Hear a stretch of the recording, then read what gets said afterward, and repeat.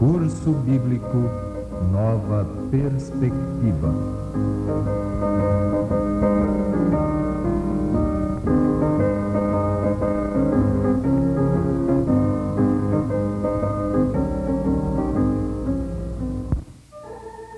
No mundo industrial, cada artigo é fabricado de acordo com um modelo. Os engenheiros seguem esquemas na construção de máquinas, ferramentas e equipamentos de toda espécie. Roupas são feitas conforme moldes e modelos. Grande parte da nossa civilização é uma cópia do passado. Até mesmo os cristãos têm um modelo a seguir.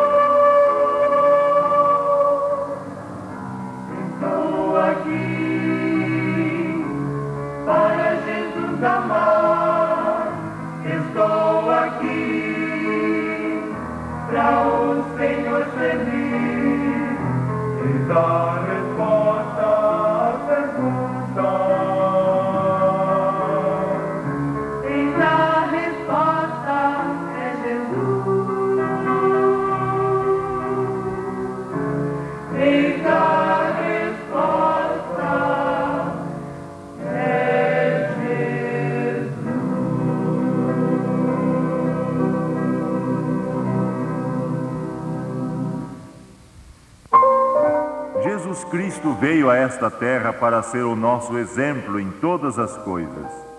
Ele é o padrão divino da perfeição e da vitória sobre o pecado, na edificação do caráter. As doutrinas, os princípios, a fé e a prática do cristianismo nada mais são que a execução dos planos espirituais de nosso Mestre. Jesus disse em várias ocasiões: segue-me. Aos que aceitam o cristianismo, ele ainda diz: se alguém me serve, siga-me. Examinemos o modelo divino, sigamos as pegadas de nosso Senhor Jesus Cristo e aprendamos o que ele requer de seus seguidores. O primeiro exemplo que Jesus deixou ao iniciar o seu ministério foi o batismo. Lemos no Evangelho de São Mateus: dirigiu-se Jesus da Galiléia para o Jordão, a fim de que João o batizasse. E quando João Batista apresentou objeções ao pedido de Cristo para que o batizasse, o Divino Mestre fez-lhe claro que era necessário deixar um exemplo para os seus seguidores. Jesus instruiu a seus discípulos que eles deviam batizar, e a ordem que deu aos seus seguidores é: ide, fazei discípulos de todas as nações, batizando-as em nome do Pai, do Filho e do Espírito Santo. Os verdadeiros cristãos seguirão o exemplo de Cristo quanto ao batismo, pois é a cerimônia pública de adoção que nos torna membros da família de Deus e nos capacita a levar o nome de cristãos. Qual é a maneira correta do batismo? O batismo por água é o plano de Deus, como claramente o indicou Jesus a Nicodemos. Em verdade te digo, quem não nascer da água e do Espírito não pode entrar no reino de Deus. Em grego, a palavra batizar significa submergir, mergulhar, e nunca exprime a ideia de derramar ou aspergir. Batizar quer dizer submergir. Por isso a Bíblia menciona que João batizava onde havia muitas águas, e que quando o Senhor Jesus foi batizado, o submerso saiu logo da água. Outro exemplo é visto no caso do eunuco etíope, que foi batizado por Felipe, pois o registro bíblico é que desceram ambos às águas e subiram das águas. Devemos recordar que o batismo por imersão continuou sendo praticado no mundo cristão até fins do século XI. Alguém pode perguntar: é importante o método do batismo? E a resposta é sim, pois há um significado simbólico muito interessante. O batismo por imersão simboliza perfeitamente a morte, o sepultamento e a ressurreição de Jesus. O apóstolo Paulo explicou isto muito bem. Porventura ignorais que todos os que fomos batizados em Cristo Jesus fomos batizados na sua morte? Fomos, pois, sepultados com ele na morte pelo batismo, para que, como Cristo foi ressuscitado dentre os mortos pela glória do Pai, assim também andemos nós em novidade de vida. Vejamos agora alguns fatos bíblicos relativos ao batismo.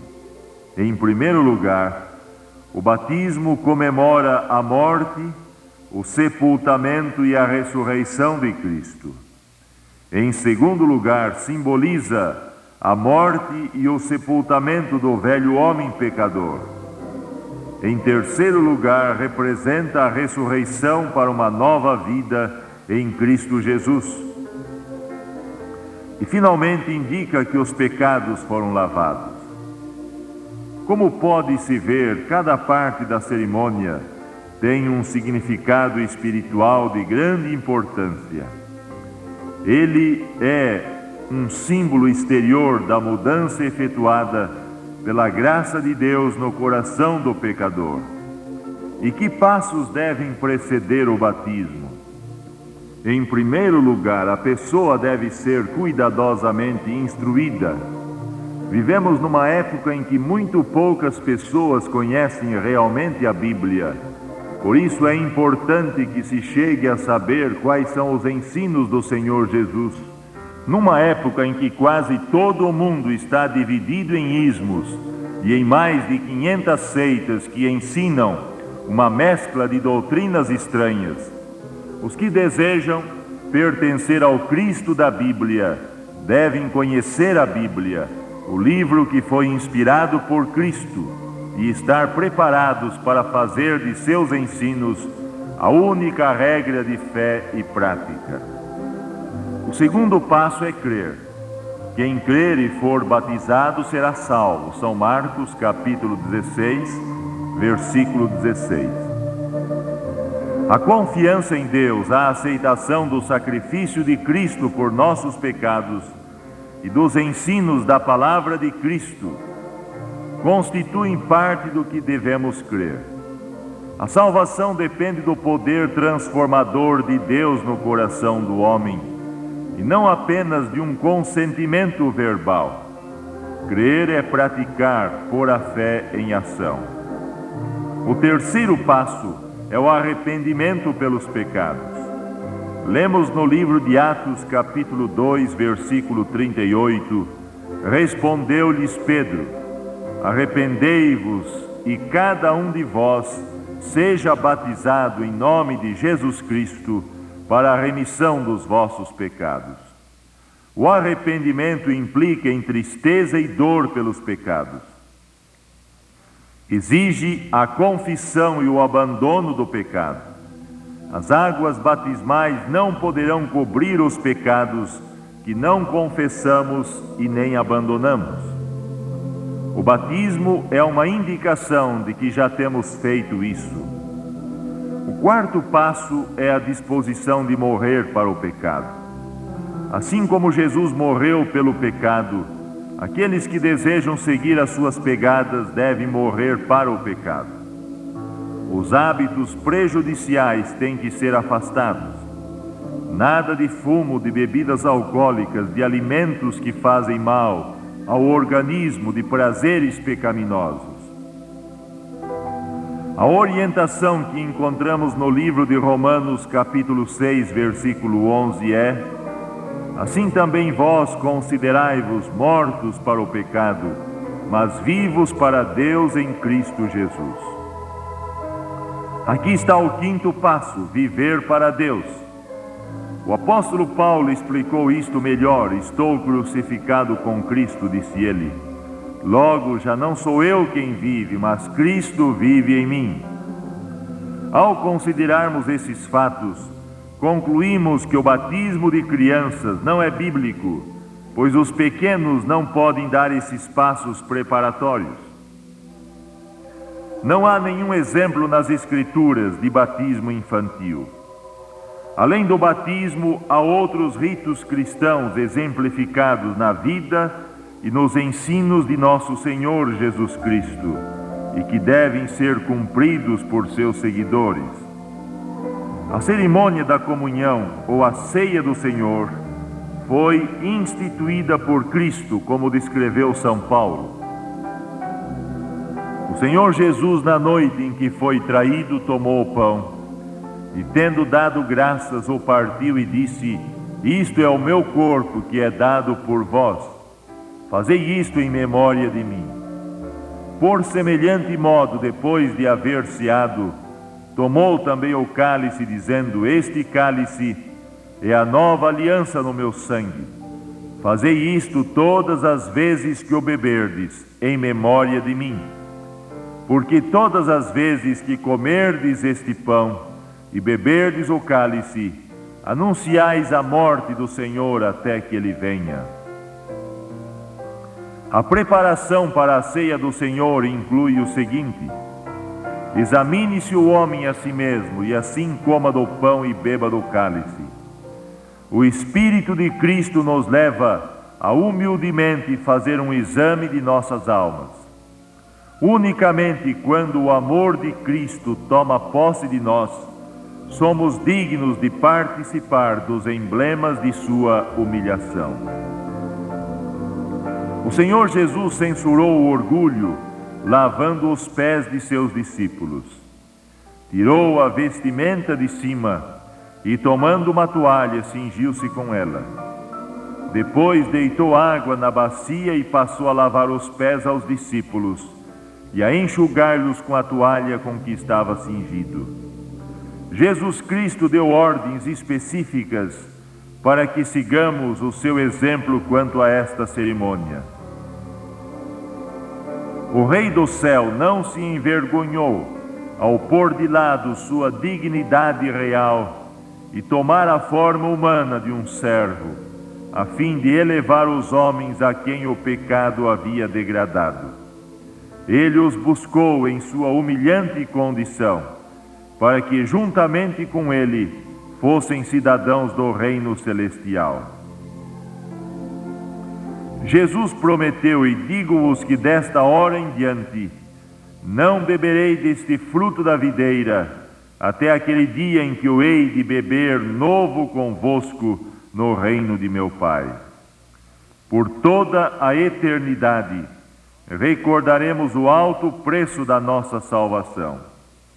Não deseja você participar daquela maravilhosa ceia em que Jesus estará sentado à mesa e nos falará do seu eterno amor? Que maravilha!